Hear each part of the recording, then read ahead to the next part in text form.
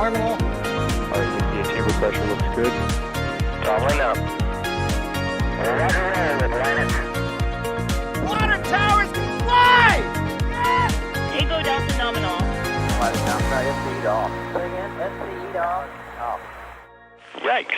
You bet. Concur. We don't need any more heat. All right, folks. That little bar over there is jumping, which leads me to believe that you should be able to hear me. It's time for another exciting episode of NSF Live. Let me know in chat if we sound good. I see lots of people spamming 5x5s over there, so it looks like the technology is working today.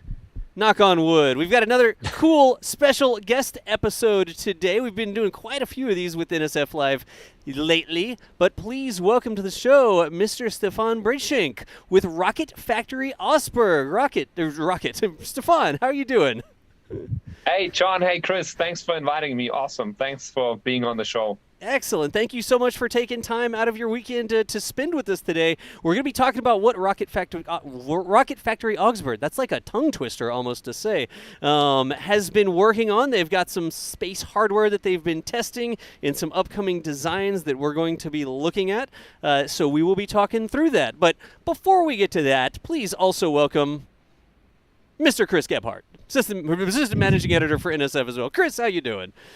I'm doing absolutely fine on this Sunday afternoon. How about you, Das? I am hanging in there. We are having a good time. So anyways, I think we are indeed. Let's talk a little bit about Rocket Factory Augsburg and where it is, what y'all are trying to do, and sort of where it's coming from. Chris and Stefan, y'all want to take it away? I think that was a good opening question, Das. Yeah, Stefan, thank you so much for joining us, and thank you too. I know with the time difference, it's a bit late over there in Germany. But yeah, talk to us a little bit about who is Rocket Factory Augsburg, and what is the real goal of the company we're looking for right here coming up, hopefully in a few months. All right. Well, thanks again for inviting me. Rocket Factory Augsburg, RFA in short. If you have issues pronouncing it, RFA is so much more slick and easy to pronounce. RFA, based in southern Germany, is a startup company that aims to revolutionize access to space by basically building rockets in a very different fashion. We build rockets and we also develop the hardware in a very automotive-like fashion. We utilize the German automotive sort of supply chain and background to build rockets in a new cost-efficient manner that just drastically should pull down the cost. This is basically what we want to do. And we're about 200 people right now from more than 30 different nations. And yeah, we're rolling. The engine has been hot firing a couple of times, and we'll talk about that in the next couple of minutes. Indeed, and the first rocket that that we're talking about, that those engines, the Helix engines that we'll get to in a minute, the rocket we're referring to is RFA-ONE, correct? That's right, RFA-ONE. It's basically the minimum viable product variant that we will build for the first launch, and it's a platform that has a certain platform performance much larger than what we fly on the first launch. But yeah, it's a three-stage vehicle in short. It's got 3 stages. The third stage is something very special. I'll tell you all about it. The first 2 stages are Kerbal based, and the orbital stage, which is actually a hybrid orbital stage, third stage, is using a green propellant that is storable and non-toxic to basically put up to 1.3 tons of payload into a 500-kilometer SSO. Gotcha. And you said, so for that third stage, you mentioned green propellant, yeah, can you talk a little bit about what that means and what is it replacing when you said, it's not toxic to the people who are handling it? Why is green propellant such a big deal from the safety perspective? The traditional traditional industry uses hydrazine, and hydrazine is super toxic. It's a great monopropellant. You can use it as a bipropellant as well. But the safety aspect is difficult to basically make cheap, right? And basically the huge sort of efforts that you have to place around all the safety just makes it incredibly expensive at the same time. So hydrogen is not only toxic, it ends up also being super expensive in its operation. Just using hydrogen is a huge operational task that comes with time and cost that you ideally want to take out of the system. So what we have done is we've looked at a large range of alternatives, and we've teamed up with a few companies here in Europe to basically develop a alternative that is almost as performant as hydrazine, and it's basically based on nitromethane, and we use that as a bipropellant to drastically reduce cost, basically, and make it easy to fulfill the entire operational aspect of launching this vehicle. Nice. And you said nitromethane is the propellant that you're talking about up there. Nitromethane is the base ingredient. Yeah. Gotcha. That sounds like cooler than regular methane. It's like nitromethane. Right. Like, sorry. Is that what makes the car sound cool? Like, yeah. Go ahead, Stefan. Yeah.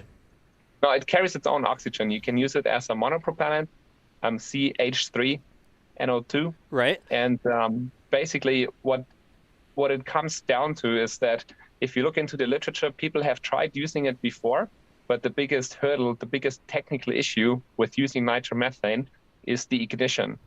If you want to ignite nitromethane, it basically doesn't spontaneously ignite. It's extremely difficult to ignite.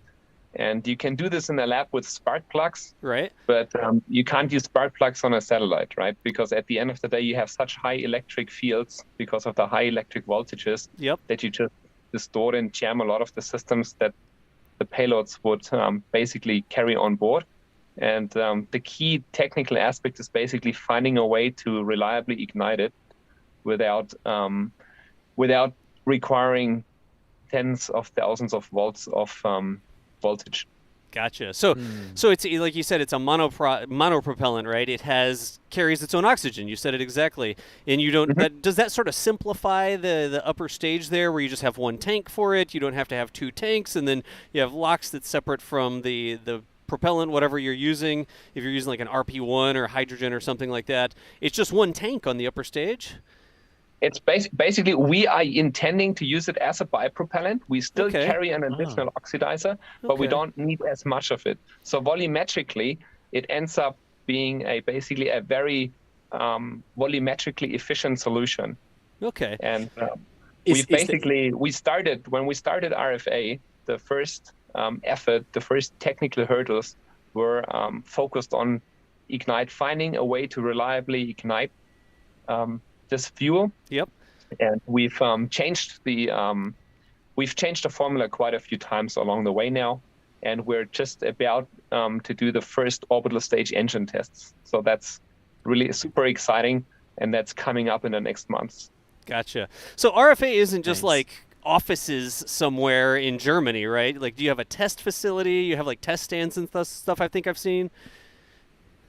Yeah, absolutely. We operate in a very crowded area in southern Germany, near Augsburg, and we have a couple of facilities nearby where we can test, old bunker facilities, and we have a main engine testing site in Sweden, actually, at SSC.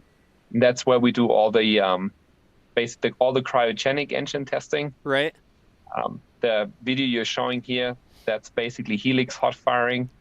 And the bigger sort of propulsion test stands are in Sweden, and the smaller ones we have nearby within a 30-minute drive. Gotcha. Do you move your test equipment over there on a train? I feel like if you're going from Germany to Sweden, you should take it on a train. I wish. I take the train whenever I can. Yeah. I don't like flying so much. I love taking the train, but unfortunately, logistics up to this test site is quite difficult. Right. It's in the far north of Sweden, And you can't go there. You can't do the logistics with a train, so we need to drive there with a truck, basically. Okay. And but it's far away. It's far away. Takes us about, yeah. Is 3 days.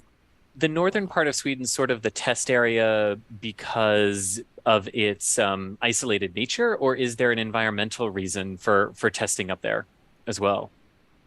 There is a pure organizational. It's an organizational topic. We just want to test wherever it's most cost efficient and easiest. And it happens to be that the Swedish Space Center, SSC, operates a test site there. Right. They have basically a lot of the infrastructure there that we don't have to sort of rebuild. And we can just go there and focus on the engine testing rather than basically create a test site by ourselves. There's lots of space activities happening up there, and they were, to us, the best partners to do it with. We didn't want to spend our investments and our time to build up infrastructure that doesn't really get you anywhere. We want to focus on the technology only, and we simply ran an effort to find out where can we go for testing this stuff, and where is it least expensive, where can we do it as fast as possible. Right. And it ended up in Sweden. Okay, Stefan, I'm admittedly American. People know this, right? And I think like, oh, Europe, okay, it's like the next country over. It's super easy. Just hop across the border on a train and then you're in Sweden, right, from Germany. Apparently, it doesn't work that way. I have consulted Google, and I just want to make sure people understand. Here y'all are, right? I searched for Rocket Factory Augsburg, and it came up in the southern part of Germany. But you said you send your stuff off to test in Sweden? And I was looking around here, and I'm like, wait a second. Type in SSC. Switzerland, that's Switzerland, man. Poland, You're far off. Hungary, and I'm looking, and I'm like, wait, Sweden's way up here. So that's why you said it was like it takes a couple days to get there. It's not like you're just taking the engine down the road and testing it. You're in a more crowded area, like in a city, right? But you're sending the stuff off. You have to. It gets more complex than that. You have to export it because you're going into a different country, and it's a rocket engine. It's not easy to export. But long story short, if you type in SSC, Swedish Space Corporation, you will see where it is on the map, and it's in the very far north. Let's see here. Swedish Space Corporation. There we go. SSC. And it comes up. That's not where the test site is now. That's where the headquarters are. Okay. And they type in Kiruna. Kiruna is basically the city where the test site is. I'm going to ask how you spell that. Sorry. K-I-R. Okay. U-N-A. U-N-A. Kiruna, Sweden. Okay. Here we go. Okay. It's home of one of the largest iron ore mines in the world. Oh wow! Wow. It's in a very far north of Sweden. Okay. Me and myself over last Christmas. Working conditions fantastic at minus 35 degrees. Wow. Love every minute up there. But we have a super dedicated team of engineers and technicians up there. Yeah. Probably the hardest working people I've ever met in my life. And they run the test operations there basically day and night. And the testing facility, the basically test area that they have available is about somewhere around 6,000 square kilometers. Wow. It's like a whole range. It's not just a site, huh? 4,000 square miles. So it's huge. It's absolutely huge. It's a mining town. Yeah. It's got a lot of mechanical engineering support if you need high pressure hoses or any sort of high pressure lines. If you need any welders that can weld in whenever you call them, it's all there. It's all there. It's super cool. For engineers, this was like dreamland.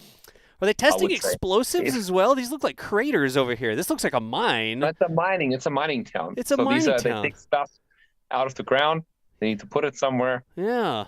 So it's a mining town. Okay. They've got everything engineering-wise. Everything is there. So if you want to do anything, if you want to build anything, this is one of the places you would go to. Yeah. If you're not afraid of the cold.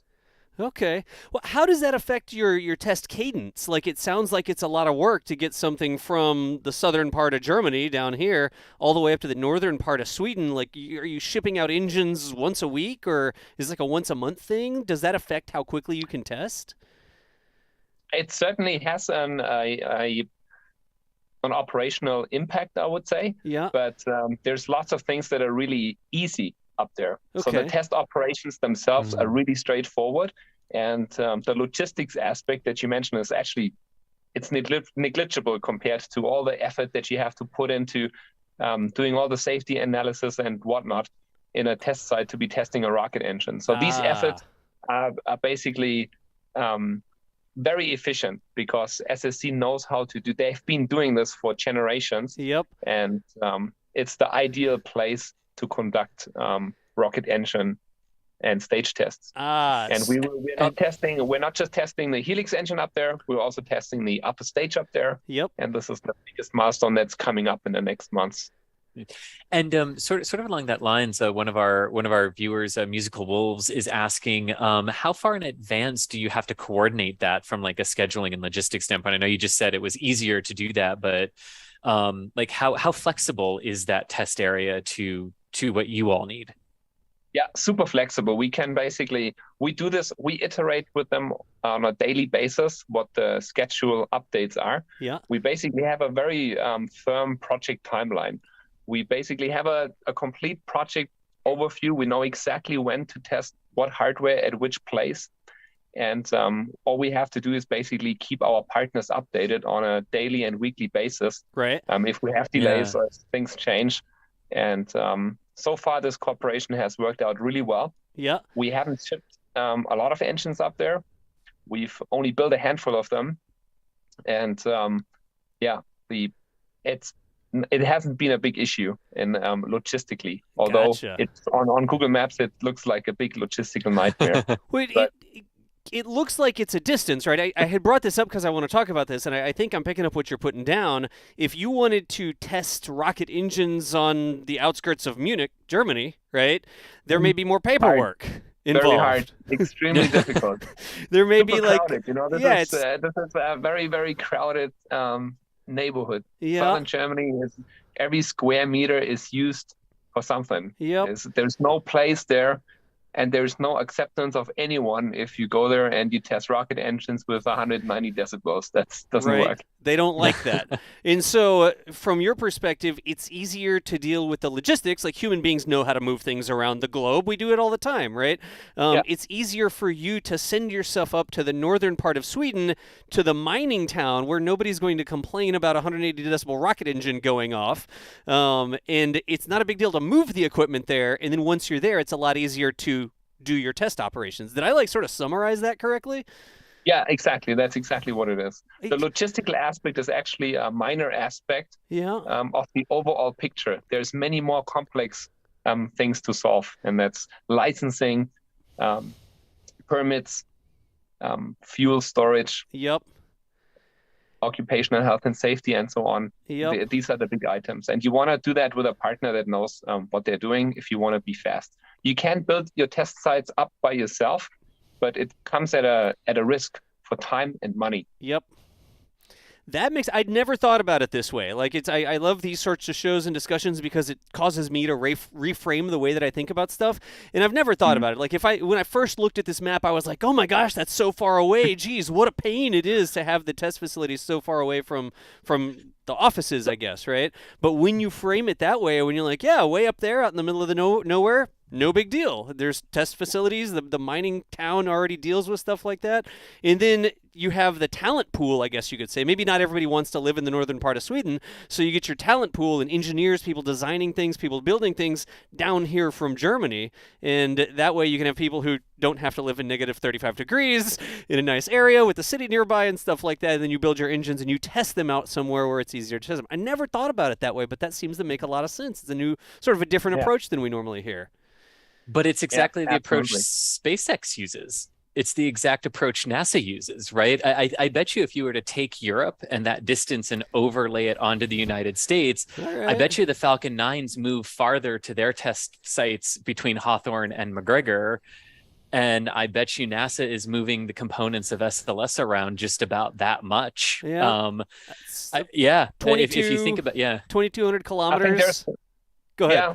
There's the difference is, I think, that we have a the test site where we test our rocket engines at is a real partner. They've done it before. Right. It's not Yep. that we're going into the middle of nowhere and we are building up everything from scratch. This is always, if you ask engineers, they always, and I'm myself guilty of that, we always want to build things from scratch, start at zero. Yep. With all the time and money in the world, we can do everything better than anyone else if we just had enough time and we do everything from scratch. But the reality is there's so much hardware and so much knowledge around the world that if you're smart, you can navigate through this development cycle without spending as much time and as much money as the others do. Yep. The SpaceX rockets go almost twice as far. If you produce them over in Hawthorne, you get them all the way to the Cape. That's not quite 4,000 kilometers compared to 2,200 kilometers going up from southern Germany up to Sweden. So my thing as an inexperienced traveler of Europe, I'm like, oh my gosh, Europe is so huge. It's going to take forever to get anywhere there. But you're absolutely right, Chris. It is shorter to go from southern Germany to northern Sweden than it is all the way across the United States. I'll be darned. Plus, it's one of those things. I mean, the difference there, because you just think of, oh my gosh, different countries and scales and sizes. It's how, like, I mean, I think anytime I talk to like one of my friends over in Europe and I'm like, oh yeah, I'm going to go visit my uncle and drive 12 hours in one day, and they nearly collapse, I don't think the map projection is helping us here either. Like, it maybe stretches it out some and makes it look a little bit further apart.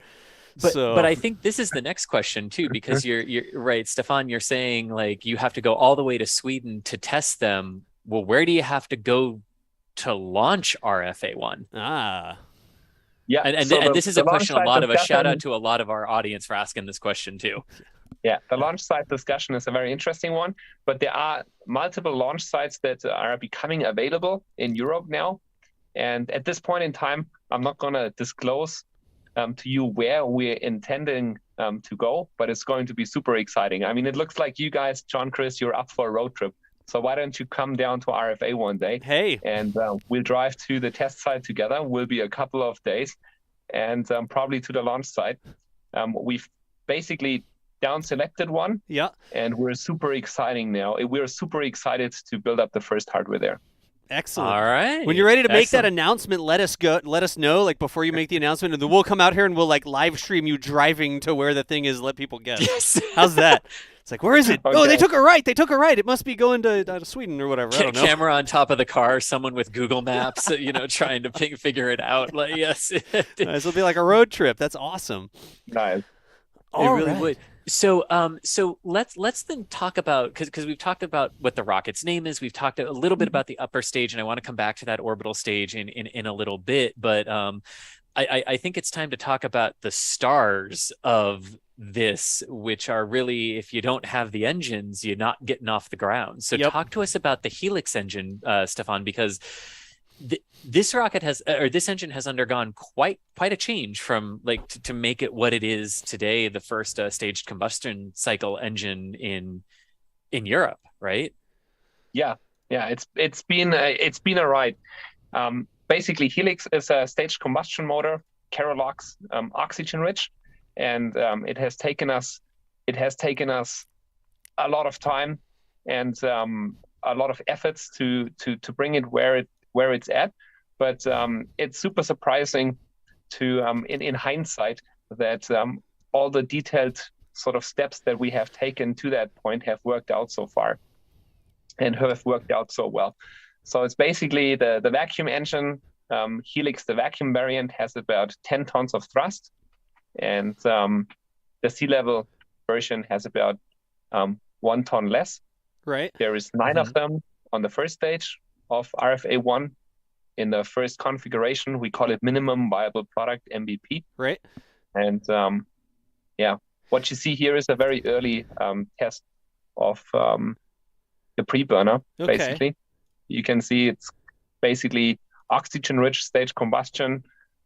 Basically means that all the oxygen is admitted to the pre-burner, but only a small fraction of the fuel. So you only put about 5% of the fuel into the pre-burner, right? And you allow it to react with basically all the oxygen. So the exhaust stream that you see there, the bluish tint, comes from all the hydroxyl radicals from all the OH, but it's basically an extremely lean burning jet that comes out of the pre-burner. Okay. It's It's super aggressive. It basically, there is no soot or anything. And this is it's an interesting detail. Oxygen-rich stage combustion engines are inherently clean. If you open up one of these engines after a test firing, Right. you'll see that in the turbo pump, in the pre-burner, and in the turbine section, you won't find a lot of residue. The stuff looks like brand new. It self-cleans. The hot oxygen is so aggressive, it eats away anything in its way, Right. other than the materials. And this is why it's a fantastic choice if you want to focus on reusability. And this is obviously a huge aspect. At the end of the day, rocketry becomes less expensive if you spin in reusability. Right. A lot of people have doubted this for a very long time. But we have seen mostly by SpaceX, that there are huge gains in launch cadence wise, but also cost wise. And oxygen-rich stage combustion is really one of the best cycles you can choose if you want to focus on reusability. Cool. Do you know why that video was like blinking like that? Are you measuring something with the lights changing? It's because the light basically runs on 50 hertz. Yep. Right. Okay. The light source, and it's a neon light source. And they basically, your eyes are not fast enough. They integrate. If you look at 50 hertz neons with your eyes, your brain is just integrating over time. Yep. It can't differentiate. Blurs it together. Yeah. Resolution. Yeah. But if you do this with a high-speed camera and you slow it down, yep, this was obviously slowed down. Gotcha. Then you see this flickering. Yeah, I didn't know if that was like an attempt to like freeze frame certain things or changing. Particle. Gotcha. Particle image velocimetry. No, we don't do that. Didn't do that. Okay. And I've got this one as well. The hot fire engine test for Helix was 74 seconds long, I believe, right? Mm-hmm. There we go. That was the big first qualification hot fire of the full engine. We called it basically Dev 1. This is the first engine that we've built. Yeah. And here it is on the trailer. Nice. Weighs about 200 kilograms. Okay. And the team here, this is the control room that we have at SSC to hot fire these engines. You can see all the graphical user interfaces. And this is basically the view from the test cell. You could see a little bit of ice, all the icing breaking off when the engine starts. Yep. And here it's running at basically, above full throttle. The first test was throttled higher than the nominal condition. And this test was exceptionally successful. Yeah.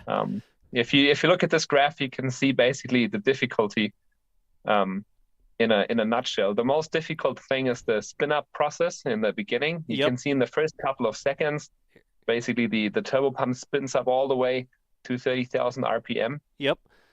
And then you have to basically stop it from spinning up further. If it spins up any further, it all disintegrates and explodes. And the starting process is really extremely difficult. The starting process of a staged combustion engine is probably an order of magnitude more difficult than starting a gas generator engine.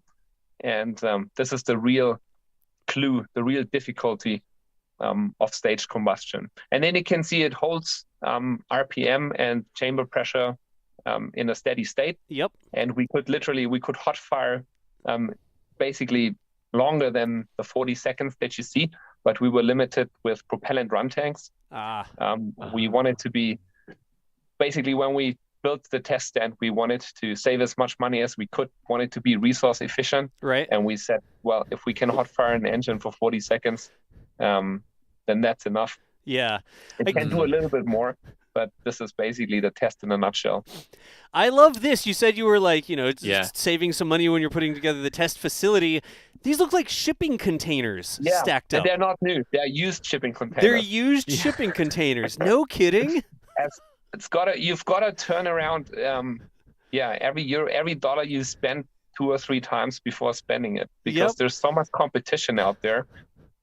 It's really important for us and for me in particular to really sort out the least expensive solutions to get things going. Yep. And this is just one example. This blast wall, there were many candidates how you can design this blast wall and make it safe, but the cheapest one ended up to be used shipping containers. Buy some 40-foot containers, yeah.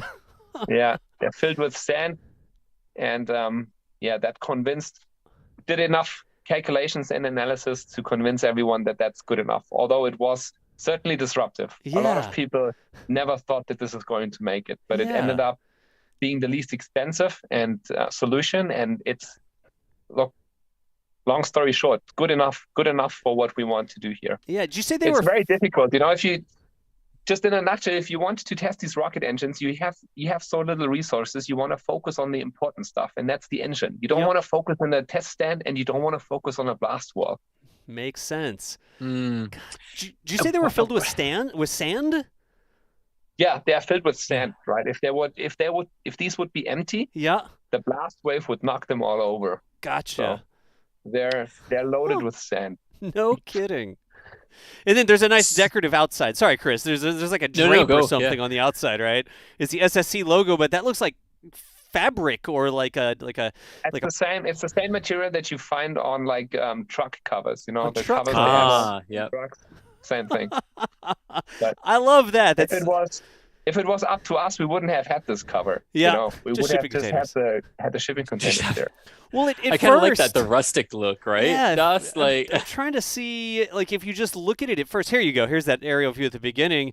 You'd never know that it wasn't it's like, oh, wow, what a nice building. Look at this. It's got the logo on the side and everything. And then as the drone sort of comes around, by the way, thank you for doing a drone with your engine test. Like some people just do engine tests and they just like have a couple of little closed circuit cameras on them, but actually recording like drone shots and stuff, that's really cool to do when you do tests. Keep doing that. Yeah. Okay. But it looks really clean with the drape on the side, and then you're like, wait, those are shipping containers inside? Anyways, Chris, go ahead. I cut you off like 3 times. Chris, go. No. You're all good. You're all good. I mean, the sand in the shipping container, it actually leads kind of directly into the next question I have. Does the duration of the engine firing for this test affect what they wanted in terms of a blast container or anything? Like when you go for full duration, do you have to alter any of the safety considerations for the area? Yes, there are significant updates that we have to do. However, the infrastructure that you see there is already sized for the biggest test that we want to conduct. It obviously relates to the parameter of total propellant, like how much total propellant do you have inside this container U?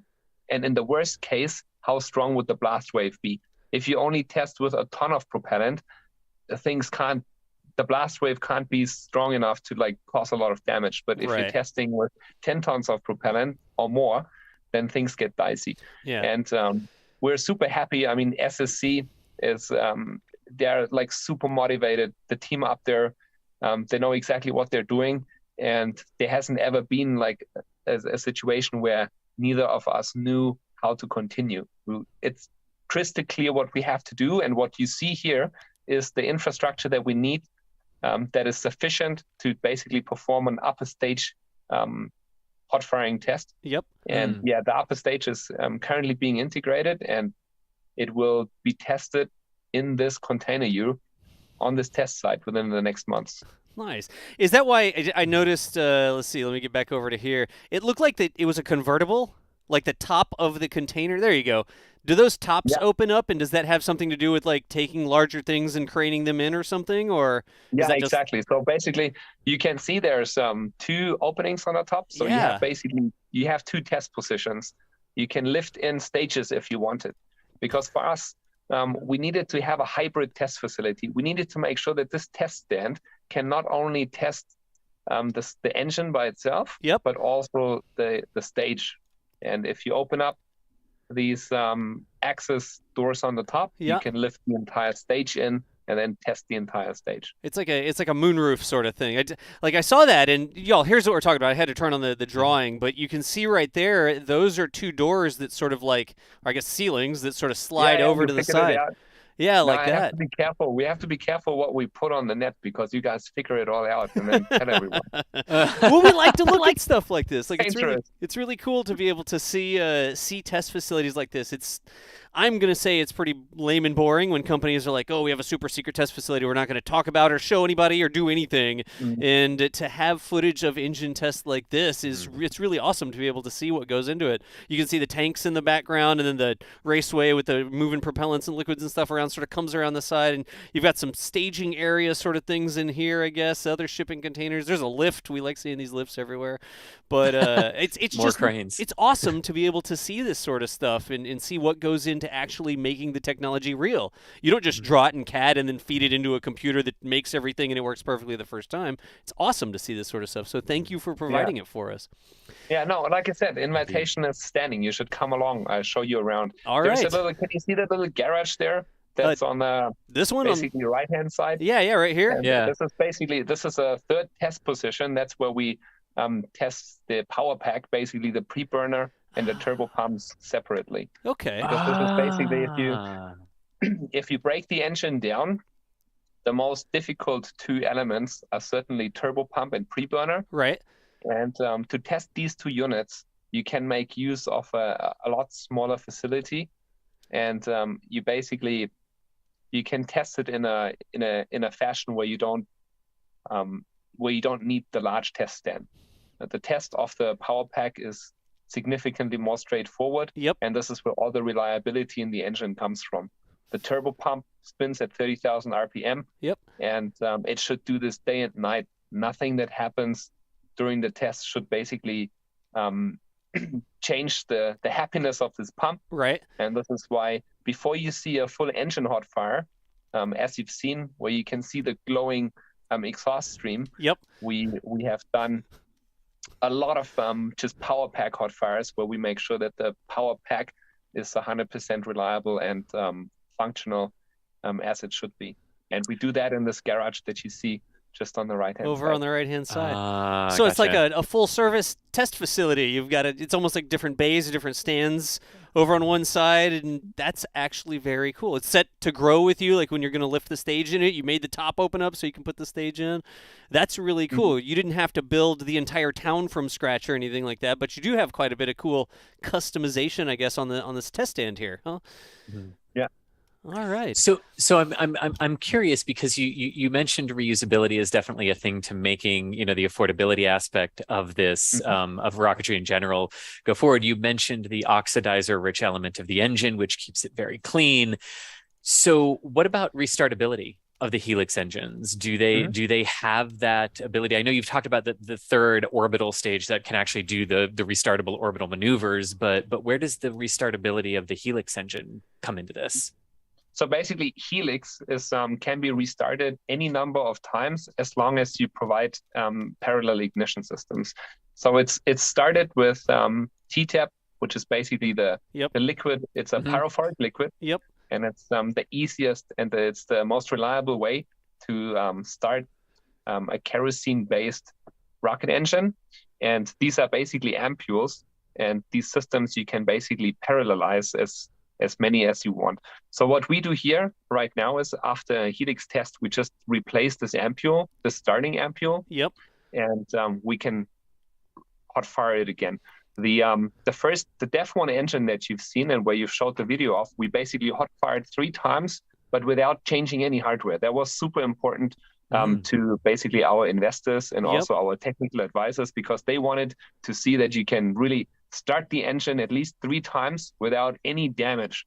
Because the reality is these rocket engines, they're so far at the physical limit. There is no rocket engine that can operate for indefinite times. Right? They basically self-destruct them at some point. Every single molecule in this engine is sweating and under stress when the thing starts and when it's running. And this was our primary sort of development goal, to show that the engine can withstand 3 starting and shutdown processes. The shutdown processes, a lot of people think is really easy, but you can do a lot of things wrong shutting down the engine that can damage the hardware such that you can't ever restart it again. That makes and what sense. we do here is we go to the engine. We don't take it out of the test stand. It stays there.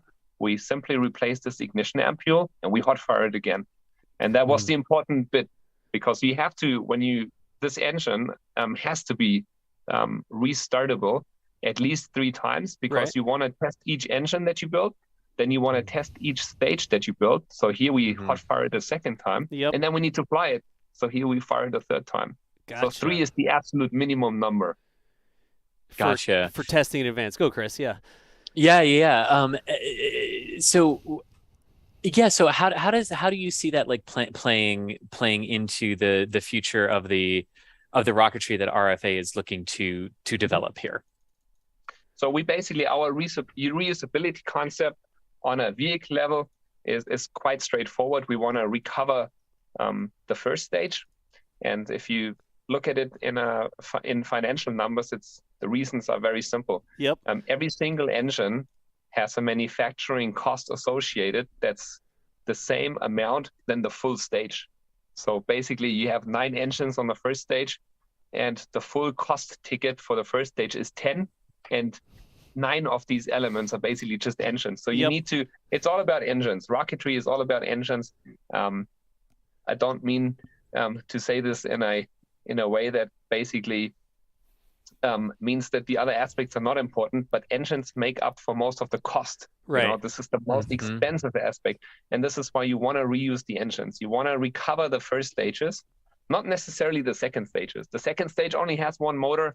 Not a big deal if you don't recover 1 motor. Yep. But you want to recover the first stage, and you want to recover all the engines that boosted the first stage of the flight. And when these engines come back, we basically have something very interesting. We basically refurbish these engines in a fashion that is very similar to how you refurbish an automotive engine. We've built the engine such that you can completely disassemble it within just a few hours, and a single technician can basically replace all components that need to be replaced. And if you go through the list of components of the engine, you would realize that some components would last for 30 ignitions, some components last for 10 ignitions, and it's basically the lifetime of each component is different.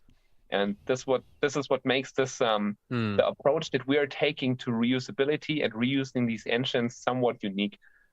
When the engines come back to our integration building or into overhaul, we know exactly which parts to replace to make it work for another flight.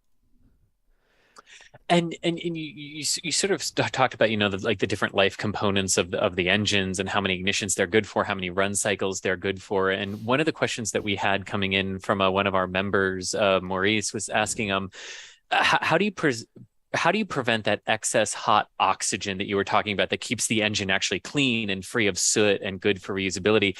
How do you balance that from consuming parts of the engine, like the thermal constraints that you have within that? Yeah, very good question. We basically, the key technological hurdles of developing Helix were finding materials that can withstand the hot, super aggressive, partially combusted oxygen flow. And we've developed 2 materials. One is a very, very special copper alloy, and the other one is a copper nickel alloy that is up to the task of withstanding this extremely corrosive environment. And it's basically the entire engine development backbone are these 2 printed materials. One is as I said, a nickel copper alloy. The other one is a hardenable copper alloy with special coatings. And if we wouldn't have these 2 materials 3D printed, none of what you see would have been possible. It's basically our technology backbone is these 2 materials. Yeah.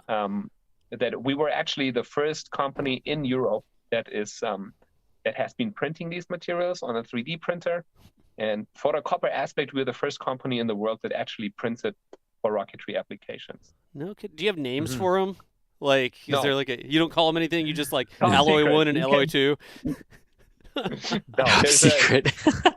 It's top secret. I can't tell you. Okay. So but it's basically, if you look at the engine, you can see the colors, and the copper-looking elements it's a nickel. It's a copper alloy, Yeah. and the silverish looking thing is a copper nickel alloy. Let me see. But Are those things? That's as far as I go. I Can- won't Okay. tell you the exact ingredients. Is it anything you that can makes see externally happen. on the engine? Like, if you zoom in here, should you expect like, Yeah. oh yeah, there's one of them? Uh-huh. That's it. That's where you just pointed at. Yeah. You can see the brown. This Yeah. is the brown. This is the combustion chamber. Okay. So this is our specific, very specific, ultra high performance copper alloy. If you look at these coppers, you realize that coppers are not very strong. Copper Right. is not a strong material. Right, it's But soft. what we have here, exactly, what we have here is the ultra strong copper alloy that can be hardened, Okay. and it basically attains a strength that is almost 3 times the strength of mild steel. No and, kidding. This is what makes it possible to print it and to design the combustion chamber that is light enough to actually fly it. Yeah. There are heaps of copper Gotcha. chambers that are printed in research environments Yep. where you can basically where you demonstrate, okay, the copper can withstand the corrosive oxygen environment, but then the second aspect of making it lightweight such that it can actually be put on a rocket and put payload into space is Yep. often forgotten. And this is where you need specific strength. You need the highest strength at the same time, and this is what makes this material super special. It's Very unique cool. to our rocket Yeah. engine. I feel like you need a name for it though. It needs to be like yeah. RFA alloy or something like so we can say what the name of it is. It doesn't have to describe the mixture or anything like that. It needs a name. That's really cool though. So primarily the center part of the photo we're looking at here is the combustion chamber, and that's what you're not only 3D printing, but you're using the special alloy that gives you combined copper corrosion resistance, I guess, of copper with strength of the other things that you put into it. Nickel, I think you said. So that's really cool. Yeah. And if you go up now, you can see 2 bolts in that picture that basically connect the top part, and that top part is where the hot oxygen comes and flows into the main chamber. Am I on the right part of it the here? Material here. If you look into the center, Yep. if you point the mouse into the center, this Right here? part, that Yeah. part. See, that's the joint interface. That's where the hot oxygen Right there. is basically coming down into the main combustion chamber, Yep. and that's where the 95% of kerosene come in. Ah. The top part is what we call the elephant trunk, because Okay. it basically takes. It looks like an elephant trunk. It takes all the the pre-combusted oxygen over from the turbine, the turbo pump, into the main chamber. No kidding. And, Gotcha. that's the second material that I described. Yep. It's a nickel copper alloy here, and it's also, again, these 2 materials are the backbone. Without these 2 materials, none of this would even be remotely possible. That And we makes spent sense. the first a good 1 year to basically demonstrate that we can print these materials. We have not basically done this without help. We've involved lots of partners, Yep. but these 2 materials, they're hot and new in the community, and they're basically what allow this Helix engine to work so well, to answer the question that was originally asked. So we have no issues with oxygen compatibility. Okay. And this is a topic that was solved in the very beginning. It allowed us to basically go one step ahead and actually design and build this rocket engine. Yeah. Wow. I mean, it sounds like to me like what you're saying here is like, it's not necessarily that these ideas haven't existed before, but it sounds it's really the manufacturing and the construction processes and the advancements in that realm Yep. that are just making it possible to actually carry a lot of this out now. Yeah, absolutely. Without 3D printing, all the time scales and all the financial aspects would be almost uncontrollable. But with these new technologies, you can basically do things differently. And while the engine rocket cycle is not new, the cycle has existed, as you said. It's existed for a long time. But the detail is what basically makes it successful. And the detail here is very simple. It needs to be a lightweight design that has a very high performance and is very cost efficient. Yep. And that's what we've done here. Very cool. I mean, And it's a rocket engine. It's hot, but whatever. You know what I mean? Like, you get it. You understand. it's cool on the outside, right? It's probably pretty hot on the outside too, but anyways. Well, I guess it depends on your nozzle and your cooling, but yes, yeah. Technicalities. Yay, nerds. Let's grab but, some more questions. The kerosene heats up by, in the worst case, it goes up to about 200 degrees plus. So you shouldn't touch the outside. It's not hot red glowing, but it's still hot enough to burn yourself if you touch it during operation. Yep. There you go. But so don't touch a Chris, rocket engine. When you come up to Sweden, when we test the stage, I won't allow you to stand so close to the hot fire anyway. Shoot. Okay. We'll look out for you, Chris. We'll look out for you. But if it's negative 35, doesn't that? No, I'm kidding. I know. But actually, the fact that you said that you mentioned kerosene was great intuition, because this is where the next question is sort of heading, because we do have a lot of people asking about why kerosene was the choice for the propellant over methane, especially since what you were saying about, like, cleanliness and soot-free environments. Why did RFA go toward kerosene instead of methane? Yeah, it's very simple. If you want the highest possible performance of the system, you would choose hydrogen, but it is so expensive and so difficult that no new space company has basically ventured into making hydrogen hydrolox engines in an inexpensive fashion. Right. They all shied away from it because everyone thought, no, I'm going to burn my fingers if I attempt it. If you go to the next step, you would use methalox, methane, oxygen. It's a lot less demanding than hydrogen. It's not as cold. The density is higher. Yep. But if you wanted to do it even with an even lower budget, you would go to kerosene. Because kerosene is proven. There's lots of literature on oxygen-rich Kerolox engines.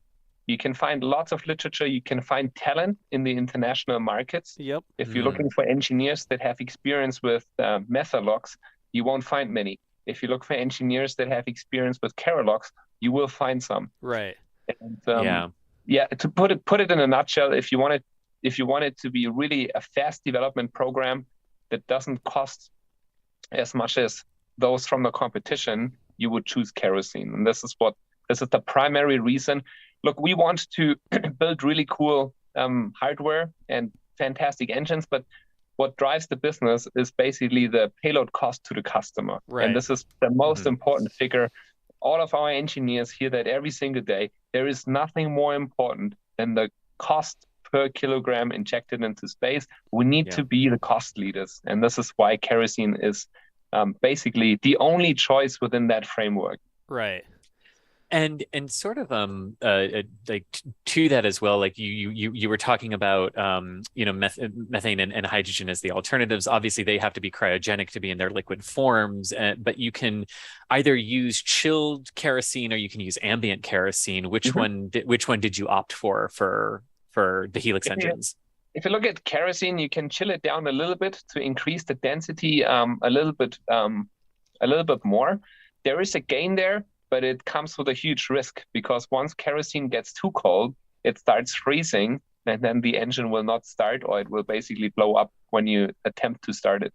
And this is it's actually a huge deal for LOX Kero upper stages, because you basically fill the stage up with liquid oxygen and kerosene, and then you need to somehow pre-chill parts of the engine. So you need to allow oxygen to enter the engine, the turbopumps, to chill the turbopump down. But if you do that chill process for too long, then the kerosene will freeze and then nothing will start. It will blow up when you attempt to start it. So it's an extremely difficult task to solve. How do you control the kerosene inside the pumps and inside the engine before the engine starts? All the preconditioning, super difficult, because if you get it wrong, if any kerosene is a little bit too cold and it's frozen, it's all over. Yeah. Yeah.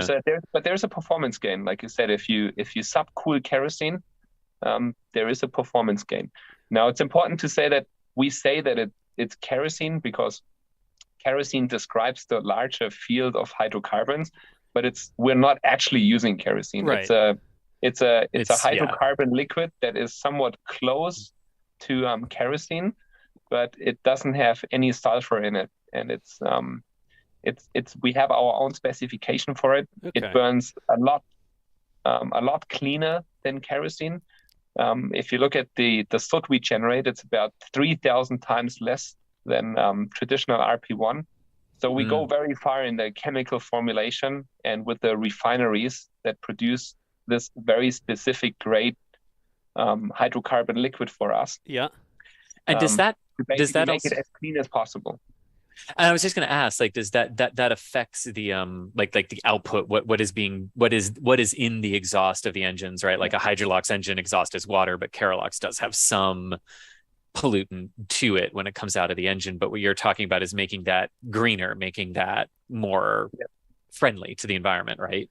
Yeah, there's not a whole lot of pollution that's happening, but when you basically, it's very simple. If you look into an exhaust plume and it's transparent, then it's water. There's nothing else that comes out of it. It's either water or CO2. Right. Now, if an engine plume is glowing, then there's some soot in there. Right. But when you look at these what happens when you look at these Keralox engines, you have these images and you think that the entire exhaust plume is basically glowing, but it's not the case. It's only a very small layer that's on top on the outside, which comes from the film cooling.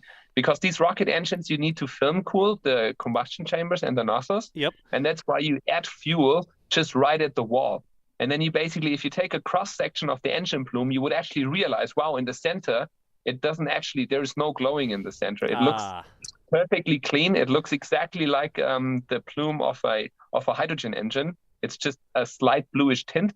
But then there's a small layer on the outside around that glows, because that's where you have some soot generated that comes from the film cooling. But there is not, it's tiny. In the overall mass flows, the actual pollutant, it's tiny. It's not relevant in the overall scheme of the launch. Yeah, and that's something, we hear about that, and we do every type of rocket launch, and people come into the comments and they're like, oh, rocket launch is so polluting, and you see the plume and stuff, and it's like, yeah, now do ships. Now do trucks. Yeah. Like the amount of total pollutant that comes out of transportation or ocean-going vessels or whatever dwarfs every rocket that we've ever been able to launch, even if you were to increase it by orders of magnitude. When you look at a rocket plume and you see this big plume coming out the back, the amount of pollution or whatever you want to say in that rocket plume is almost nothing compared to what the entire rest of the world does every single second. Yeah, absolutely. It's basically, look, it's very simple. Rocket engines need to be extremely efficient. They can't be inefficient and create lots of pollutants, because otherwise there would not be any payload that goes into space. Only 1% of a rocket, when you see it, ends up as payload in orbit. And that means that the engineers have to take every efficiency, every 0.1% out of the rocket engines. So these rocket engines, the efficiencies are above 98% when it comes to the combustion efficiency. So the combustion is as clean as you can somehow make it with modern day engineering. And we've done this, what you said, we calculated how much CO2 equivalent a launch of RFA-ONE is, and we found out it's about 10 minutes of the city of Augsburg. Right. Basically, just everyday life. If you look at how much CO2 a city generates with 150,000 people a day, you realize one rocket launch is about 10 minutes of that. We don't want to downplay the impact of CO2, right? CO2 is not something that is positive. Sure. But there are technologies to capture it, and there's lots of advances happening in that sector as well. But if you look at how much pollution you can save with the satellite services that basically point out where all the pollution happens, then you realize that it makes the argument of not launching satellites makes no sense, because the only way how we see that boats and cities and etc. pollute the Earth is through satellites that we put in. That's the only real means that we have right now to make pollution on planet Earth visible. Makes sense. The only reason you have that graph is because we launched a satellite on a rocket. Like, come on now, people. All right. Let's see if we can't grab a couple more questions. Y'all, I see the super chats and stuff like that coming in. When we do special guest episodes, we don't read all the super chats and memberships and stuff. We do try to get any questions if we see some come through. But I did see a couple questions like trying to guess at the launch site. I'm not going to make Stefan like use his poker face, and while we guess at the launch site, we won't do that. I did see a question, Stefan, and you sort of talked about this earlier, but I don't know if it's something that you've said. How do you plan to reuse RFA-ONE or whichever variant of the rocket actually gets into reuse? Like big catcher's mitt, a net somewhere? Is it going to land itself? Do you have any ideas on what you're looking at there? Yeah, I can give you some insights. We basically, if you want to do it in the most mass efficient fashion, you're obviously trying to like not put landing legs on the rocket. So you're trying to do it with a parachute, but there's only parachutes. They don't scale very well, right? Parachutes, yes, you can bring down large space capsules, but if you look at the cost behind these large parachutes and you look at the cost functions, you realize at some point you have to go to landing legs. Otherwise, the parachute solution is too expensive to engineer and maintain. But we're at a size where the parachute still makes sense. So we're at a cusp there. You can do either one. They will both be equally as good. Thinking like the whole stage comes down, or just the engine module, or? It would be great to bring down just the engine module, but it's not that straightforward because there's so many hard lines connected to the stage. And if you put in mechanisms to sort of open them, then the rocket would be so heavy it would not put payload into space. It's just like people forget how bloody difficult it is. It's 1% payload mass fraction. The entire launch vehicle, 1% ends up in space. If every engineer makes a 1% mistake, nothing, zero payload. It will not go there. And this is why just separating the propulsion module from the stage, we looked into it, but it's too heavy, basically. You can't do it easily. Well, and doesn't it add unnecessary complication too? Because now instead of hardline connections between tanks and engine sections, you have to have two separate valves and a separation plane, and you just have like more things that can go wrong on the vehicle. Yeah, that's cool. You even think about it, like you have just a tube or a pipe or something, a hose that's carrying something. Well, if you want to put a quick disconnect in there so you can separate it, that's mass. And if you have a big massive rocket, maybe it makes more sense because the mass of that little connector is a lower percentage over your total mass. But as you get into smaller rockets, the mass of that little connector is a larger percentage of the overall mass, just like you said. Yeah. It's very simple. If you look at the first stage, first stage relates to payload 1 to 10. Second stage about 2 to 1. The third stage 1 to 1. So if you put this quick connect on the first stage that weighs 200 kilograms, to seal the cryogenic liquids, the cryogenic oxygen, then you basically 200 kilograms means 20 kg less payload, and that costs you 20 kilograms times whatever number you want to use now, $10,000 per kilogram of payload. It kills the business case very quickly. A few engineering calls that are wrong, and the business case doesn't close anymore. So you have to be super, super careful with the engineering and with the cost sensitivities. Any solution, you have to really question yourself. Look, is it really worth the mass and the complexity? Or is it going to increase the payload cost to the point where we're no longer competitive? And this is the core of what we do at RFA, basically in the design team every day. We ask these questions on every single system every day. Does it really need to be so heavy? Does it need to be so complex? Gotcha. It's another great way to frame it. Like if you think about it, if you can get a kilogram into orbit, and that's 10,000, 15,000, whatever number you want to put on it, right? If you don't get that kilogram into orbit, and then you save a couple bucks because you recovered it, you have to add that back into your cost of recovery. Like if that costs you that money in order to enable the recovery, you lost that money because you didn't perform the primary goal of putting a payload into space. So every ounce, every gram, every kilogram, whatever you want to say, that you add into the system to help with the recovery is kilograms or whatever. I know it's a scale. Is it on stage 1? Is it on stage 2? Blah, blah, blah, right? But every kilogram you add down there on the bottom for recoverability decreases what you get into space, which is why you get paid. And these trade-offs, this is what systems engineers do basically all day. They have the exact trade-off numbers. If you add 1 bar of pressure here, or if you add 1 kilogram of mass here, what does that do to the cost and the business case in the end? Yep. And again, it's like rocketry, to make a business case for rocketry close is extremely difficult. It's in the design. If you don't keep that awareness in the design decisions on a daily basis, then you develop something that goes into space. Yep. Probably, but it might not be competitive. And this is the big issue that we have. All these space activities are limited because launch is too expensive. It needs to come down in cost. Makes sense. It's just like you think about it, okay, engineer, you want to add 5 kilograms of parts down here on the bottom. Now every recovery costs us $50,000 more. I'm making up the numbers completely, right? Yeah. But that's sort of what you have to think through. It's not just getting the payload into space, it's the financial case because you are going to do this as a business. You're not just launching rockets because it's fun or because you want to launch rockets and you're just a nice person. Like, it does have to have a business case. It's money that has to, like you said, close in order for it to be viable, I guess, right?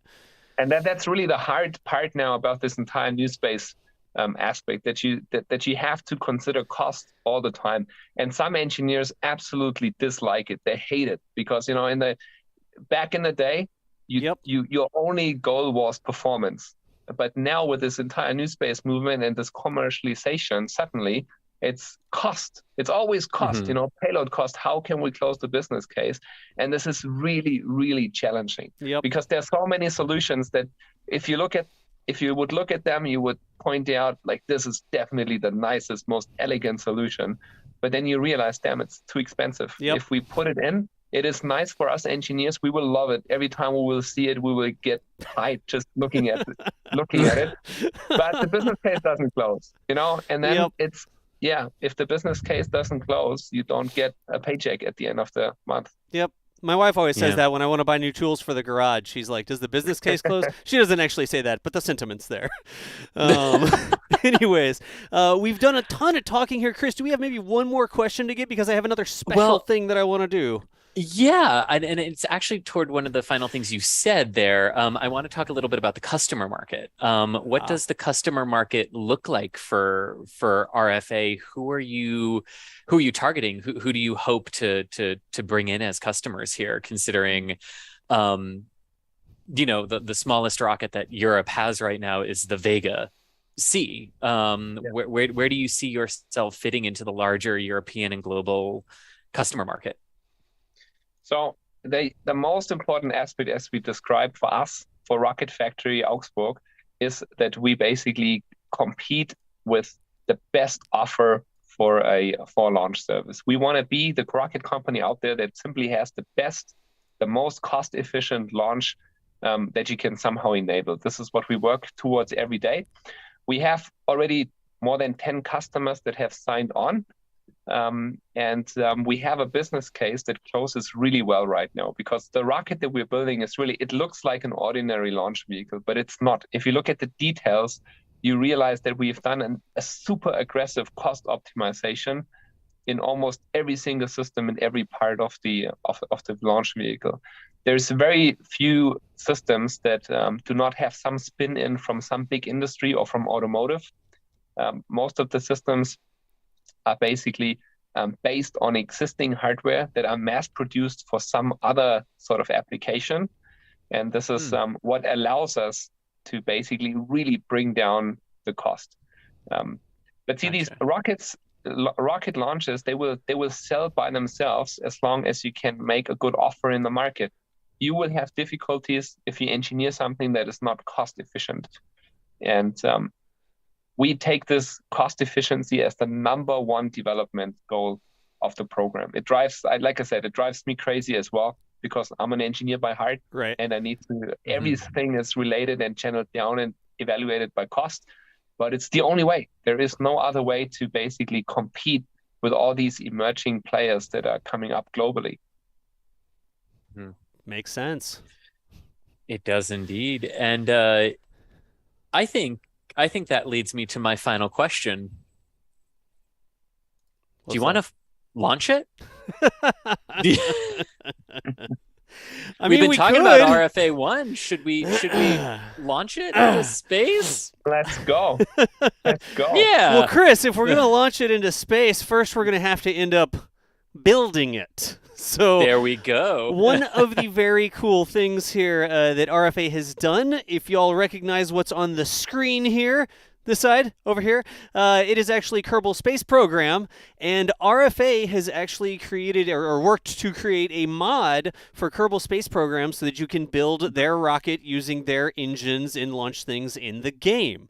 So it was actually built by a very enthusiastic and motivated individual in the community. Excellent. But it's y'all worked with them, right? Like this is not a rogue mod. Like it's got the RFA logo on it. You worked with them to make this mod public, I guess, right? Mm-hmm. Excellent. So if you've got Kerbal, you can actually download the RFA-ONE mod. I mean, it's literally on Space Dock. I can just drag that over real quick. Yep. If you search for RFA in Space Dock, it comes right up. So I've done that here, and I have Kerbal Space Program up, and I figured that we would toss together the RFA-ONE rocket real quick and launch it. I think we've got enough time here, so let's talk through the different parts of the rocket and get it built and see if I can launch one. It's been a while since I've done this real quick. Twitch chat is screaming at me right now, yeah. Happy to comment as you go along. To comment, to like tell me how I'm doing, right? Nice. The way Kerbal works, it's like you put the payload together first, so we're just going to toss together like a really quick payload. I'm going to get a little probe core. We'll stack, I don't know, a battery on it over here. None of this stuff is particularly important. Y'all, can we launch nuclear? Let's not launch anything nuclear on RFA-ONE for the first time. I'll toss a little antenna on it. Maybe grab some solar panels, because we want to get into the important stuff, which is the actual rocket. But if we're building the rocket, RFA-ONE actually has its own sort of upper stage. If I was building a satellite, we could just use we're starting from the top of the rocket here, right? So I could actually use the RFA parts from here on out, right? Mm-hmm. Okay, so the third stage is basically a hybrid. It's not just an orbital transfer vehicle. Okay. It also adds to the DV that's required to get into orbit. It's quite interesting, but if you task an optimizer to tell you where the boundary is between OTV and third stage, it doesn't choose like the artificial sort of limit that we as engineers use, which is basically orbital. It will say no. We switch the OTV on before we orbital. Okay. And this is why. It's really a hybrid between a third stage and an OTV. In the OTV, gotcha. So I've got the flag in the background as well. People are like yelling at me, like, "Oh, the flag!" It like comes with a mod. You can get the flag. If you've ever played Kerbal, it's maybe hard to find all the pieces, so you can actually expand the upper left, and you can filter down by manufacturer. And if you just want to see the modded parts, RFA is right up there at the top, and you can see the parts of their rocket there. So here is the green propellant engine. This is like the upper stage that you were talking about, the stage 3, the mixture, third stage, OTV sort of deal. We can grab that and put it in there. Like that. Also says RFA on the side. And this is the green propellant you were talking about, right? Yeah, it sits in those tanks, right? Okay. And there's a little bit of oxidizer that you carry, but then the monopropellant that's sort of a bipropellant, but it's like mostly a monopropellant, and you got a little oxygen there. It's a biprop. We have very different versions. It's a biprop. It is a biprop. Okay, technically it's a biprop. Yeah. Okay. And then after this, we're going to need some way to enclose this, right? Where should the fairing go? I think there's a fairing. That doesn't look like the right place to put the fairing. For simplicity's sake, I think I'm going to put it here. And that's not going to let me build it. And Chris, if you want to make fun of me, you're welcome to say something real quick. There we go. Got to get the dorsal battery going. So let's... I am not a KSP player who should be making fun of anyone. Let's put it that way. Okay, that's fair enough. I want it to look right, so I'm going to put that little part there. And then we can build the fairing. And you will have to pardon me. Oh, it's not going to let me build the fairing. Okay, that's fine. Let's take that back off and put it back on. And now we'll build the fairing. And it's just sort of a little pointy-esque fairing. I'm not going to make it exactly right, but I don't know, Stefan, you work there. Is that good enough? It's good enough. It's good enough. He's like, fine, we're not giving you any contracts, but that one's good enough. Now I can put my nice little adapter back. It's a good idea to like build a fairing just out of cones. It's a lot less expensive than making it some continuous shape, but it's a constant debate in the community what's better and more cost efficient. I can do either one of those poorly here in Kerbal. So we'll go ahead and do that. And then there's your engine that you were talking about. Again, I'm just snapping the parts on. And y'all actually have built your own, or you've designed your own decoupler, right? That's going to separate the stages. Pneumatic decoupling system. We've never Yeah. done this live on NSF Live before. We've never played Kerbal, so this is sort of a first for us. You want them pneumatic because there's a few things, right? So shock, pneumatic separation systems cause basically very low shock. If you have any sort of aero shock mechanisms, they cause so much shock that's all over in the payloads that it will reduce the customer base that can fly with you. Like a pyro's like a shock. fascinating. Those satellites, they're built in such a fragile fashion that they can't deal with vibrations, they can't deal with shock. So the more benign you make your launch environment, the more customers you will get to fly with you. The interesting thing is there are standards for all of this, but at the end of the day, if you're the rocket company that builds a launch vehicle with less shock and less acoustics and less vibration than anyone else, then customers or other satellite companies will start to build satellites that will make use of that advantage. And it can make the satellite lighter, lighter satellite, better business case. Gotcha. So instead of like a explosive bolt or something like that pushes it apart, this is like a pneumatic, like a gentle push away. It's a gentle push, exactly. There's no explosion anywhere. It's also the frangible bolts that you mentioned. They're very expensive because of all the occupational health and safety concerns. You can't just have technicians standing around and doing something on the avionics. If these things go off, it's a serious problem. Whereas a pneumatic mechanism, if it goes off, no one cares. There is no occupational health and safety risk. My garbage truck has a pneumatic mechanism on it. It lifts up the garbage can with it. Like, it's not, they're not carrying around explosive bolts on the garbage truck. But it's challenging to make them obviously lightweight. These pneumatic mechanisms, to make them lightweight is really, really difficult. Okay, so there's a decoupler in Kerbal, and this is actually in real life a pusher, like a hydraulic pusher. I assume we've got an upper stage tank. That looks like an upper stage fuel tank. Let me zoom out. How big is this? There we go. I think I've got that part correct. And then here we're going to have a single one of our helixes, correct? Yeah. It's the vacuum version. Okay. So it's mostly got a larger nozzle, because you can expand the pressure in the nozzle to basically zero pressure. Makes whereas sense. in atmosphere, you can only expand it to a little bit below 1 atmosphere. Gotcha. So it's got a huge nozzle extension, as you can see. Unlike in the original Kerbal engines, which had, the vacuum engines had these little teeny tiny nozzles, and then they tried to fix that. You can tell this is a vacuum engine because it's got here's the little engine part, the combustion chamber and all that, the throat and all that sort of stuff, and all the turbopump machineries, blah, blah, blah, and then this big nozzle to help constrain the exhaust going in the direction you want once you get into space, where there's no atmosphere helping the exhaust go the direction you want, right? Yeah, and it's interesting. This nozzle extension is the most expensive part on the launch vehicle. Really? Really? And engineers and financial controllers hate it equally as much.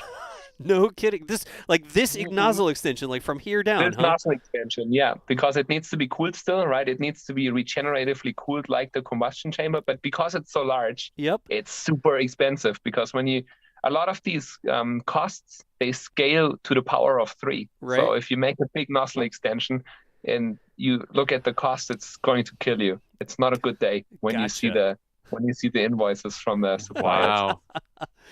Okay. And we've got, let's grab another one of these decouplers, right? It puts it in a fairing and everything, or in a inner stage, I guess. Yeah. We've got a big fuel tank on the bottom like that. And then what do we have at the bottom? Here's a cluster of helixes, right?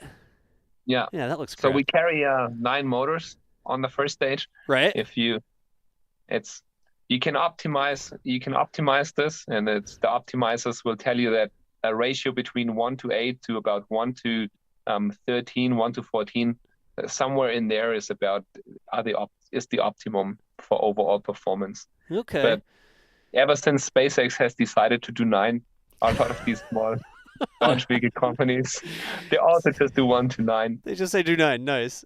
You can really see this here. Let me see if I can set this up real quick, because if we look at the vacuum version, clearly this is not correct. Please don't bill this. This is not the right way to do it.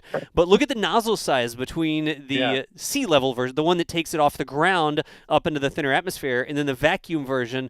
It's the same-ish combustion chamber and all that sort of stuff, the sort of meat of the engine in this area, but that nozzle is so different, right? Yeah, it's got an expansion ratio of almost 200. No kidding. Whereas the sea level engines, they have about 15 roughly. Yeah. So That's that huge difference. That's is where all the efficiency comes from. Interesting fact, if you have the rocket and you wouldn't put this nozzle extension on, Yep. no chance of getting any payload into orbit. Payload falls below 0, you have negative payload. God. So every other part of the launch vehicle exactly the same. Yep. You just put a first stage engine there as the second stage engine, and the sensitivity is so strong, no payload anymore. No kidding. Wow. Just to like explain what's going on there, right? Like when you cut the nozzle off and you have a little teeny tiny nozzle that looks like that, right? When you're down in the atmosphere, when you're down at sea level and there's lots of air around you, you've got something pushing in on the side of the rocket exhaust. The atmosphere is pushing in on the rocket exhaust, right? So when you blow up the exhaust and you throw it out the back of the engine, you get sort of that pencil effect, right? You see this. It's like the typical thing. You're like, oh, look at that rocket exhaust. Okay, that's what it looks like down low. That's because the atmosphere is actually pushing in on it. And it's the same sort of thing. That's why we see the shock diamonds or mock diamonds in the middle, because it's literally the exhaust expanding, the atmosphere pushing it back in, the exhaust rebounding off itself, going back out, atmosphere pushes it in. That's like what you get. But when you get into space and you get rid of all of the atmosphere that's actually helping you form, like direct where your energy is going, right? If you've seen this, your rocket exhaust comes out the back, and if you don't have that nozzle, the exhaust literally goes out like this. It goes out in all the directions like that, and so much of your energy is wasted going out to the side and sort of fighting each other, right? So you put the expensive nozzle extension on there because you want something that's going to keep the exhaust going in basically this direction. Now, once it gets over here, it's still going to spread out a lot, but you've gotten a little bit more impulse from the exhaust going out the back because you've kept it going opposite the direction you want to go, right? So that's what Stefan is saying there. If you didn't have this nozzle extension and you got up there where the air wasn't acting as your engine bell, sort of, right? You would waste so much energy with the exhaust going out to the side, you wouldn't be able to put the payload in orbit, right, Stefan? Yeah, exactly. That's enough to like kill everything. And it's like what's really frustrating is if you look at the numbers now, it's like this nozzle extension, the pressure inside this nozzle extension is tiny. It's like below half an atmosphere. Like it's like 0.1 bar. It's nothing. The pressure on it is very, very low. But the problem is the exhaust stream is still super hot. So the part is so expensive because the exhaust stream is so hot. But you don't worry about the hotness. The heat you just have to withstand. You're just after this like really tiny pressure on this little bit of surface. And it's frustrating to engineers. This nozzle extension is a frustration. Just to keep it going into space and keep the energy going in the direction you want so that your payload goes in the other direction. No kidding. Okay. Oh, look, there's actually stuff inside of that little hydraulic. I guess those are tanks or something like that in there. These are basically helium tanks. You have to make a rocket engine. A rocket engine needs to basically have the propellants fed in with a certain pre-pressure. The propellants can't have zero pressure. Right. Especially with cryogenic propellants because they would boil off all the time. You need to put some pressure on so they stop boiling off. They stop fizzing. And that's why you basically put helium tanks all over the vehicle. Right. Wherever you can put them, you charge them up to really high pressures, 500, 600 atmospheres. And then you put that helium into the main tanks. So you have 2, 3, 4, 5 atmospheres in the main tanks. If you don't have that, the main engines, they will not start. They can't use the propellant. I appreciate that. Again, Stefan, please don't build the rocket this way. This is not correct. But I love that attention to detail. You can also see like this almost looks like a carbon fiber composite wrap thing. I was gonna say, you could see the fibers in this mod. It's really cool. See, it's basically everything the tanks you can make from stainless steel. Really thin because they've got internal pressure. Right. So this part. It's like a hot air balloon, right? It's really strong and stiff if it's got internal pressure. But the interstages at the front and aft skirts, what we call them, they don't have pressure inside. So the only way to make them really lightweight is to choose a low density material. You want the lowest density material. Strength is not so much a problem, right? Because the scaling is squared. If you basically have half the density, you can basically you can have a material strength that is 4 times lower to still have the same stiffness. Very but cool. This is why everything is composite. Everything is composite that is not internally pressurized. Okay. That's interface, bearing. Yeah. And that's like you said. If I zoom out here, I mean, you've got stainless steel parts. Like the main tank Yeah. is stainless Main steel, like tanks. a balloon tank. As long as you keep it pressurized, it's got rigidity. And then these parts are the composite parts, the interstage pieces. Then you got another stainless steel tank up on the top, the upper stage. Yeah. And then you got more composite parts, and then whatever the orange tank is, I don't know. Yeah, that should all be composite basically. All composite up there. Mass gets so expensive on it. The further you go up with the stages, the lighter you want to get, because the conversion to payload cost is stronger. So third stage should all be composite. Makes sense. I better get to actually launching this thing, or people are going to riot in the background here. So somebody talk while I fix my staging here, or else Scott's going to be mad at me. I was going to say, yes, we always check our staging before we lift off. Let me see what we got. Go. Well, so sort of talk to me about the architecture, Stephen, because we've seen in the past, like the smaller the systems are, sometimes they can be very clean systems versus having to build up a lot of architecture at the pad. Which one are you sort of aiming for here with RFA-ONE? The first core problem that I want to address is that rockets don't scale at all. If you make rockets small, they make zero sense. Right. You can't build a rocket the size of a pen, because it basically has to overcome its own length too many times to get into the same orbit. And this is why that the larger a launch vehicle is, the easier it is engineering-wise, and also the better and the easier it is to close the business case.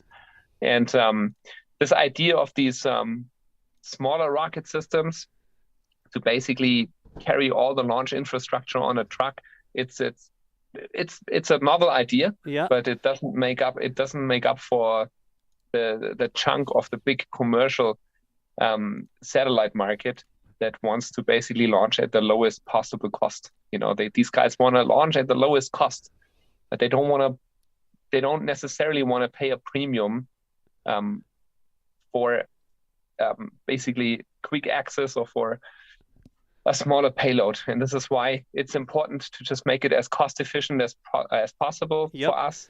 And that means that we have a lot of infrastructure on the launch side that is not mobile. Makes sense. Yeah. Not what y'all are going for, right? Yeah, right. But we did it in a similar fashion that we constructed and built our test site. So you will see lots of shipping containers on launch day. Gotcha. Ah, nice. Very cool.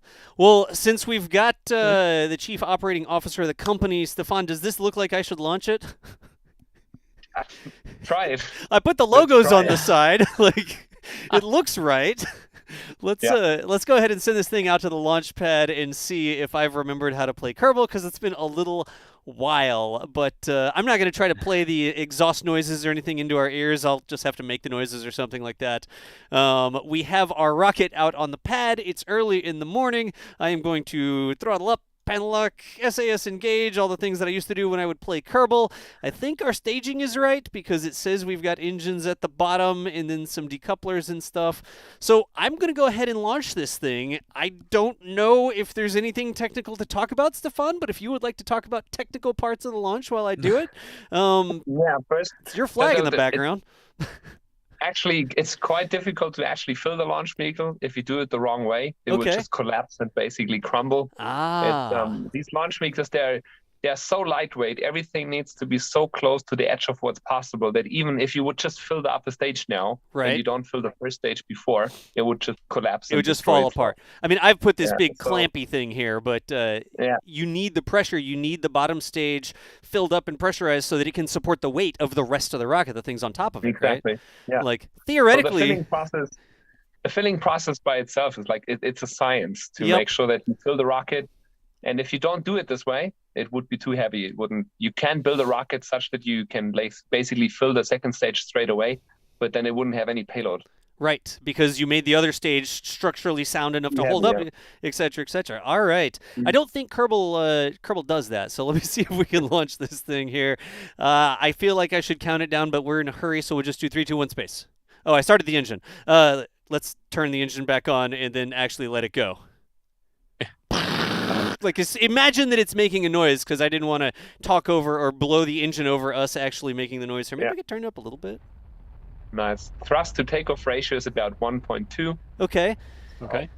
It's just enough to lift off. Yep. Like a low thrust to weight Obviously. ratio at liftoff. Yeah.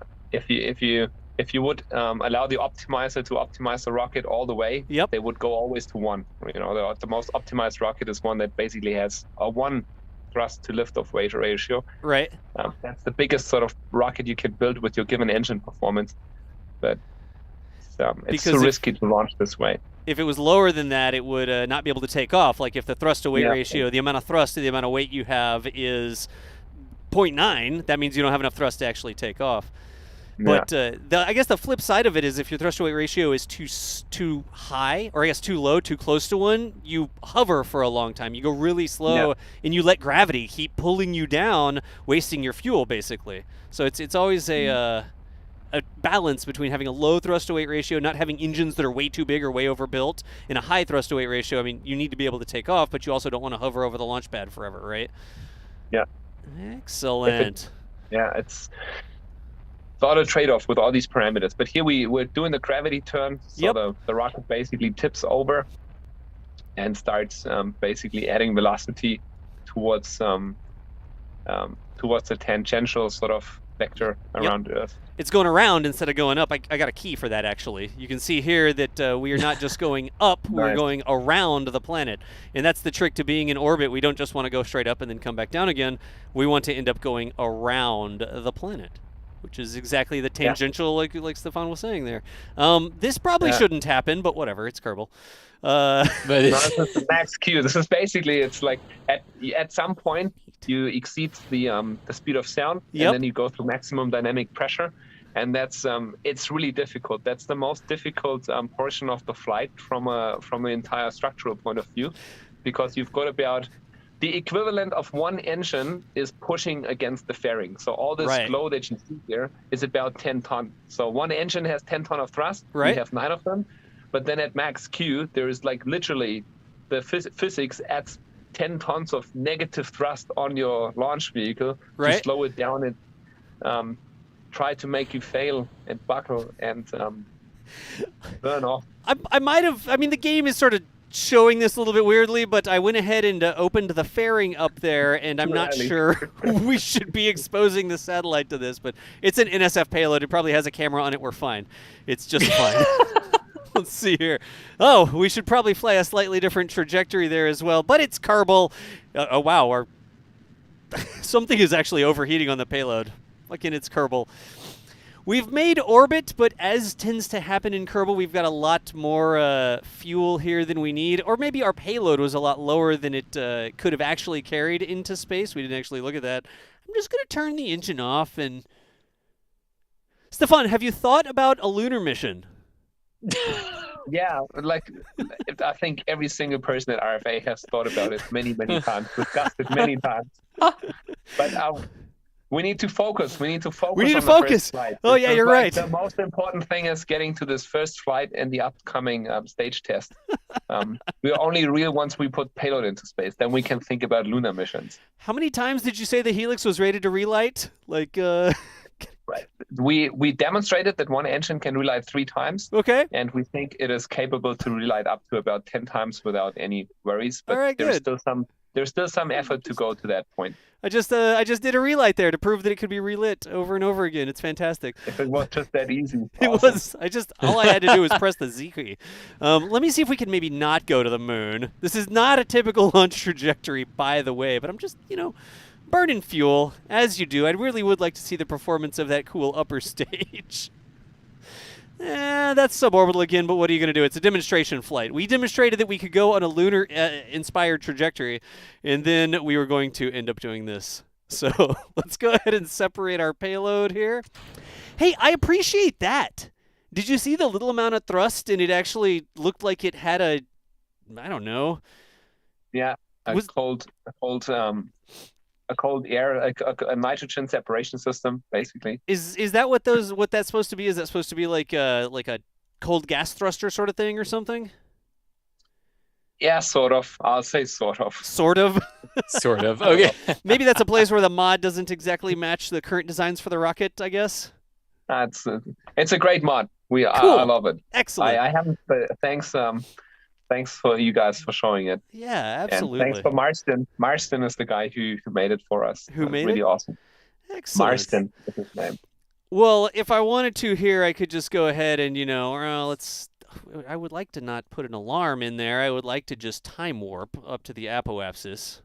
Let's see if I can not miss the apoapsis here.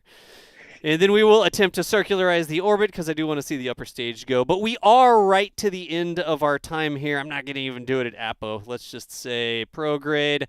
Maybe I don't recommend extending the solar panels here before firing the engines again, but it's a very gentle push, remember, like Stefan was saying.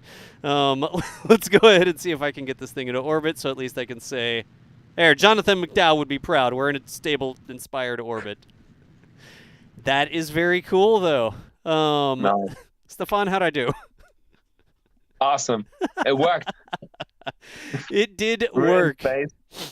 Folks, if you Made want it. to do a better job than me and launch your own RFA-ONE in Kerbal Space Program, of course, Kerbal Space Program is required, but you can download it from the Space Dock. Literally just Google RFA Space Dock or RFA KSP, and it would come up. And Stefan, I know that we're over our time here. I just wondered No if you problem. had thought, like, I wanted to just toss an idea out there for you. Yeah. I please. mean, if you're ever looking at maybe, more payloads, does Yeah. that seem legit? we had lots of those discussions, but we need focus on the first launch. So lots of those discussions. Maybe we we- engineers love to do these things. Maybe we should I would love to go through all the systems engineering, put like 2, 3, 4 boosters on, but Nice. focus is on first launch. Well, But yeah. It's easy. What you do is you actually just highlight the first stage. You hold down Alt and left click, and it'll make a copy of the stage for you, and then you can just add as many as you'd like.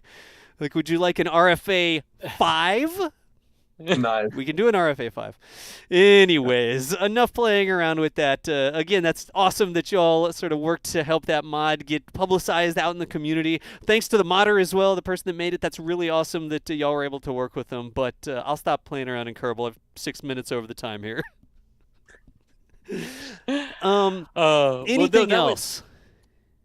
Yeah, I was going to say, Stefan, thank you so much for joining us today and everything. I know there's probably a lot more that we could have talked about Yep. with all of this. That hour and a half always seems to go so far. But was there anything else that you wanted to mention or say really quick? Yeah, no. It's, my main message is if for the people who are watching, if you have an interest in working with a really dedicated team. Again, team very international from Yep. 30 different nationalities in southern Germany, or if you even want to go to our test site in Sweden, work at minus 35 degrees, Nice. you'll be different person afterwards, then come and apply to RFA. We're looking for the best and brightest engineers we can get, and it will certainly be a kickstart to your career. There's lots you can learn. I can definitely tell you we have some of the best engineers I've ever worked with in my life. And come and send us an application and see if you can join us. We do heaps of internships or working student things. So send us a mail. Yeah, just make sure you don't put this on your application. Like, this is not. I was going to try to fill the entire VAB with stage ones, but whatever. There is the website, of course. Y'all's website is is Rocket Factory Augsburg.space, isn't it? RFA.space. RFA.space. Yep. That's what it is. So you can find more information on the employment opportunities and stuff like that if you head on over to RFA Space, which maybe we can get in chat as well. Apparently Kerbal is still in the background, but whatever. There is an entire link there at the top that says career. So like Stefan was saying, if you're interested in working out there, what a fun group of people. Look, they raise their hands when they take photos and everything. It's fantastic. Beyond that, I know that we are well over our allocated time here today. We need to let Stefan get back to his weekend. Again, Stefan, thank you so much for spending time here on Sunday, giving us so much cool, detailed technical information about the engines, Helix that you've developed, the upper stage you're working on, the rocket that you're working on, the test facility even was so interesting to learn how y'all did the test facility. Thank you so much for spending time with us today. We really do appreciate it. Cool. Thanks heaps for the invitation, and I'll call you up on that road trip to the launch site Hey. or test site you choose. Please do, because you don't have to twist my arm to go to Sweden. Oh no! Like- Road trip to a rocket test facility. Whatever shall I do? Also, folks, on the stream today we had Mr. Chris Gebhardt. Chris, a pleasure as always. Always wonderful to join us on NSF Live, and Stefan, thank you so much too. The amount of detail in what we were able to talk about was truly wonderful and eye-opening. Yep. I did see one person in chat say, "Oh my gosh, it should have been renamed the Rocketry 101 when we were talking about that expansion nozzle," because that was absolutely fantastic. So Yeah. Thank you so much for your time. We really appreciate it. Yep. No problem. Absolutely. Thanks. And folks, my name's John Galloway for NSF. First time playing Kerbal in a while. Glad I remembered where all the little clicky buttons and stuff were. But today's show was a lot of fun. Stefan, thank you so much. That is going to be the end of the show today. You'll end up on one of our 24/7 streams. I don't know if I chose Starbase or Space Coast or which one it was today. But thanks y'all so much for watching. All the memberships and super chats and stuff like that. Appreciate y'all as well. That's why we can continue to do that. Also, thanks to our members who don't even fit on the page anymore. It literally goes off the bottom of the page, I think. I can't even read these. The font is so small. But we are going to go ahead and take off for now. Stefan, one more time, thank you so much, and we will see you nerds later. I never brief people on this, but you can wave if you want or whatever. Thumbs up. We'll see you nerds later. Thanks for watching. Bye-bye.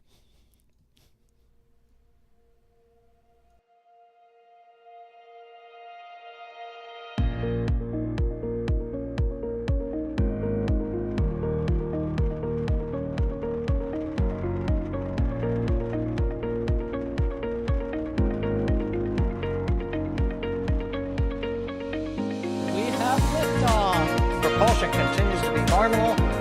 EDT pressure looks good. Doubling up. Roger roll with Atlantis. Water towers can fly! Yes! Tango Delta nominal. Flight outside SCE off. Say again, SCE off. Yikes. You bet. Concur. We don't need any more of these.